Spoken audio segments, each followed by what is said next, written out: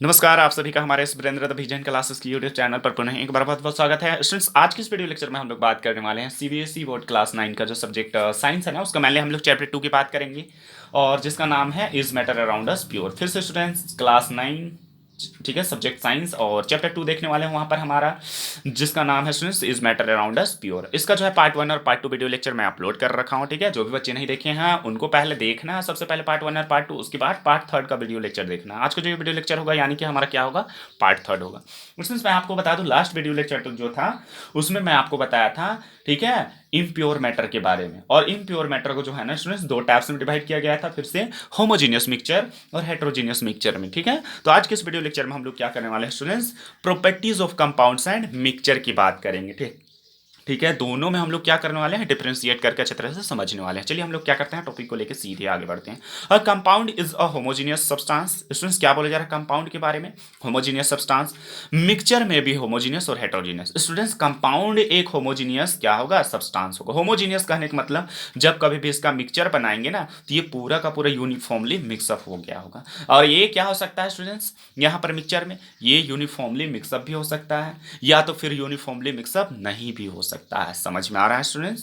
Homogeneous कहने का मतलब यहाँ पर साल्ट और शुगर का आप सॉल्यूशन ले लीजिए, पूरा का पूरा आप देख सकते हो ये मिक्सअप है। जैसे H2O, ऑक्सीजन को आप ऑक्सीजन और हाइड्रोजन से मिलकर के जो वाटर बना है उसको आप ले लीजिए स्टूडेंट्स यहाँ पर, ठीक है। ऑक्सीजन और हाइड्रोजन का जो मिक्सअप है ये हमारा कंपाउंड हो गया स्टूडेंट्स, समझ में आ रहा है। लेकिन यहाँ पर सैंड और वाटर के फॉर्म में भी ये हो सकता है, या तो फिर पूरा वहाँ पर मिक्सअप भी हो सकता है स्टूडेंट्स, होमोजीनियस की टाइप भी हो सकता है, ठीक है। नेक्स्ट पॉइंट यहाँ पर क्या बोला जा रहा है, a compound has definite composition. Compound में जो कंपोजिशन होगा ना दो सब्सटेंस का स्टूडेंट्स, जैसे H2O, हाइड्रोजन और वाटर, हाइड्रोजन और ऑक्सीजन से मिलकर के हमारा वाटर बना है, हाइड्रोजन और ऑक्सीजन से मिलकर के क्या बना है, वाटर बना। तो यहाँ हाइड्रोजन और ऑक्सीजन का जो कंपोजिशन है वो डिफिनिट अमाउंट में लिया गया होगा, ठीक है। लेकिन यहाँ पर क्या बोला जा रहा है, the composition of mixture is variable. इसका जो कंपोजिशन होगा ना वो वेरिएबल होगा भैया। यहाँ पर कोई आप चाहो तो डिफिनिट भी ले लो, इनडेफिनिट भी ले लो, यहाँ पर कोई फर्क नहीं पड़ने वाला है, ठीक है। कुछ भी यहाँ पर हो सकता है। जैसे सैंड, कुछ कितनों भी सैंड लेकर के आप क्या करो ना, वाटर में उसको डाल दो, वो बन गया आपका मिक्सचर, है ना।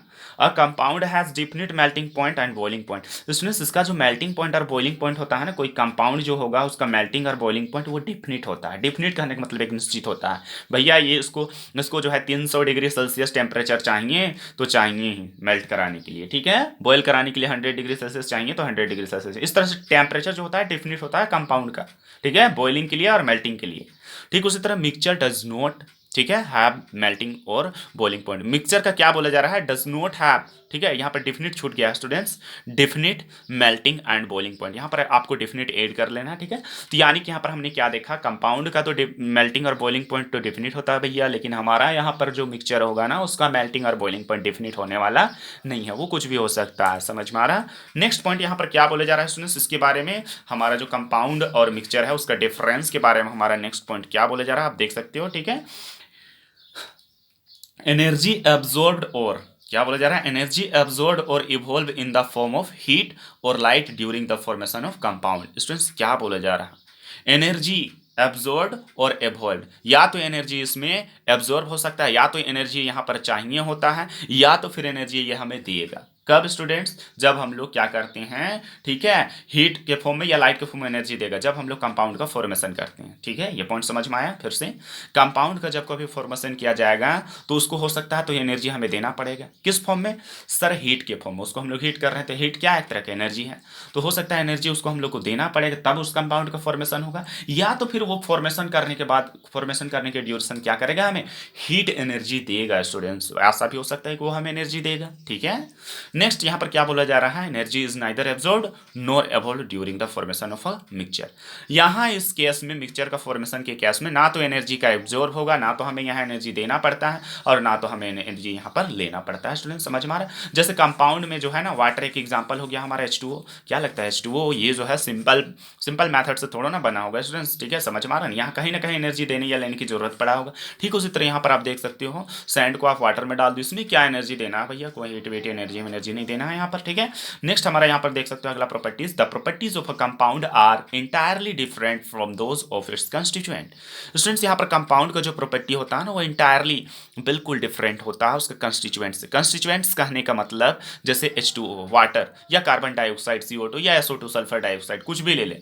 जैसे वाटर को अगर हम लोग ले ले H2O हाइड्रोजन और ऑक्सीजन से मिलकर के बना। तो वाटर का जो प्रॉपर्टीज होगा ना वो हाइड्रोजन और ऑक्सीजन से, इसका जो कंस्टिट्यूएंट है हाइड्रोजन और ऑक्सीजन उससे बिल्कुल अलग होगा स्टूडेंट्स। क्यों? हाइड्रोजन ऑक्सीजन एक गैस है और वाटर क्या है स्टूडेंट्स? एक लिक्विड है जो बिल्कुल अलग नजर आ रहा है। The properties of mixture are the properties of its constituent. जो मिक्सचर का प्रॉपर्टीज होगा वो इसका कंस्टिट्यूएंट का ही प्रॉपर्टीज होगा स्टूडेंट्स। समझ में आ रहा है? इसमें कोई अलग अलग प्रॉपर्टीज की बात नहीं किया जा रहा। The constituent of compound can not be separated by simple physical methods. और यहाँ पर रही मेन पॉइंट ये कि इसका जो कॉन्स्टिट्यूएंट होगा ना उसको जो है हम लोग सिंपल फिजिकल मेथड से सेपरेट नहीं कर सकते हैं, अलग नहीं कर सकते हैं स्टूडेंट्स। जैसे H2O वाटर, H2O जो ठीक है वाटर है हमारा, वहां से भी पर से क्या हम लोग हाइड्रोजन और ऑक्सीजन को आसानी से अलग कर सकते हैं? बिल्कुल नहीं सर, ये बहुत डिफिकल्ट काम है। ठीक है, समझ में आ रहा है? सिंपल फिजिकल मेथड से ये हो नहीं सकता है। इसको केमिकली हम लोग को क्या करना होगा स्टूडेंट? सेपरेट करना होगा। The constituents of mixture can be separated by simple physical method. और इसका जो मिक्सचर होगा ना उसका कंस्टिट्यूएंट में जो भी होगा, ठीक है, मिक्सचर में जो भी कंस्टिट्यूएंट्स होंगे उसके जो भी पार्टिकल्स होंगे उसको हम लोग क्या कर सकते हैं? सिंपल फिजिकल मेथड से अलग कर सकते हैं। जैसे सैंड को वाटर में डालने के बाद हम लोग क्या करते हैं? वाटर को कोई फिल्टर पेपर के हेल्प से हम लोग क्या कर सकते हैं? अगर उसको हम लोग पास कराते हैं तो हमारा क्या होगा? सैंड बिल्कुल अलग हो जाएगा। या स्टोन वगैरह को हम लोग वाटर में डाल दे तो ये भी मिक्सचर कहलाएगा ना। तो वहाँ पर से स्टोन को हैंड पिकिंग के थ्रू भी हम लोग सिंपल फिजिकल मेथड यूज करके हम लोग क्या कर सकते हैं? सेपरेट कर सकते हैं स्टूडेंट्स। ठीक है, ये था हमारा आज का वीडियो लेक्चर, क्या कंपाउंड और मिक्सचर के बारे में। आगे का जो भी टॉपिक होगा स्टूडेंट्स वो हम लोग नेक्स्ट वीडियो लेक्चर में बात करने वाले हैं। और आपको क्या करना है यहाँ पर स्टूडेंट्स, ठीक है, आपको हमारे चैनल को लाइक, सब्सक्राइब और शेयर जरूर कर देना है स्टूडेंट्स। यार इतना सा तो आप कर ही सकते हो। मैं जब इतना हेल्प कर रहा हूँ आपके लिए फ्री में, आपको क्या कर रहा हूँ इस तरह से वीडियो लेक्चर प्रोवाइड कर रहा हूँ, सारा का सारा कोर्स कंप्लीट करा रहा हूँ। तो आप क्या करो ना, एटलीस्ट शेयर करो ज़्यादा से ज़्यादा बच्चों को, ठीक है, ताकि वो भी पढ़ पाए। आज के लिए यहीं तक, थैंक